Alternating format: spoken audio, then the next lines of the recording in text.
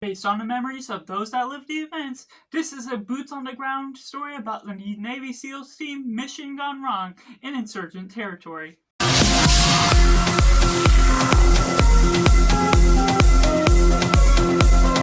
Welcome Cinema, where we focus on a film. I'm Josh, this is Simply Cinema. Let me know in the comments below what you thought of Wherefore. Was it good, was it bad, or somewhere right in the middle, or if you're waiting for this review to decide if you're going to see it or not.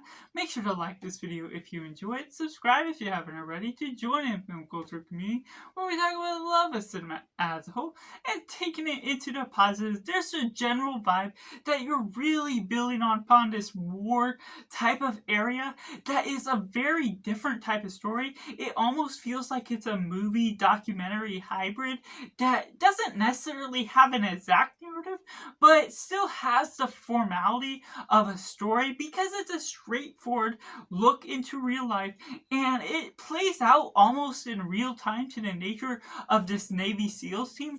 That's really poetic. The nature of the cinematography.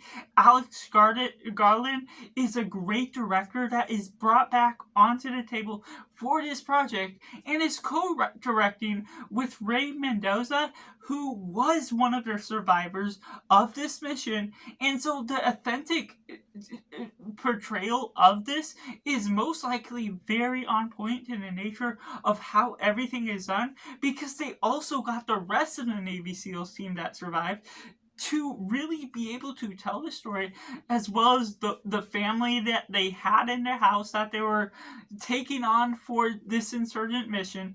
And so the nature of everything that is really brutal, its nature, it's not a typical war film by any means, but it feels highly captivating just by the cinematography alone.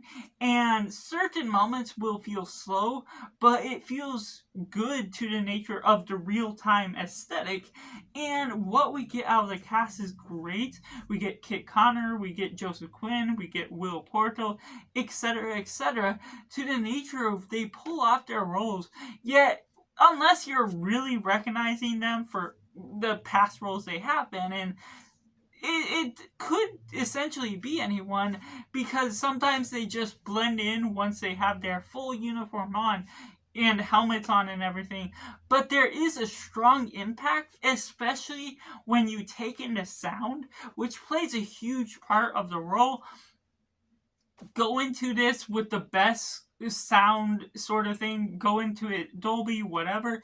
I just went into a normal screening because that was the only option, but it was still a loud experience just by a plane flying overhead, the gunfire, everything that's going on with the warfare, a bomb going off.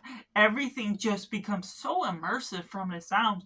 It's startling. It's not something you're entertained by per se, but it has the shock value that it needs to.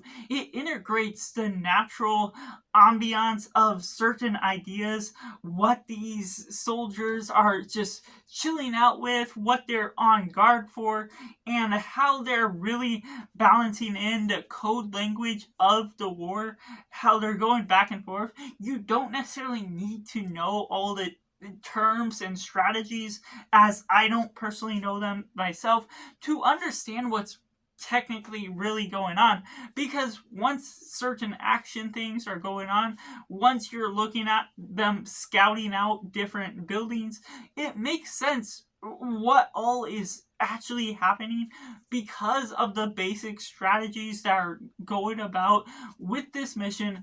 But also seeing how things fail at the end gives it a loss of hope to the nature of what all paid off within this mission, what it almost had a sense of pointlessness to the nature of where they went and how it resolves itself by the end. It has a great strategy of how it establishes its story, how it progresses along, takes you into the point of not knowing where to expect it to go, because that's what these soldiers would have went through themselves. And that's just really what drove this story forward. Immerse you into the environment, and knowing it's based on a true story, knowing it's likely as true to the point as possible, outside of making it look more beautiful, or however you visualize this, because it's photographed and made into a movie afterwards. It's something that still feels very down to earth because it's authentic documentary type of style filmmaking that still feels like an immersive movie all the same. And so going into the mix elements, it still feels weird and off-putting because of the style it chooses. It's not necessarily a negative that I would gripe about the movie for, but it can be a very different watch that, in one regard, is very good because it's different, but at the same time, it's still hard to say I absolutely love this film for everything it does because of the style of pacing, the look into certain things that don't necessarily seem to matter, and yet everything does technically matter if it's all portrayed in the way it does. It's respectful to everything it's doing, going off the bias of every soldier that we're seeing that is within the movie itself, but it still has somewhat of an off-putting feel to the flow of certain things.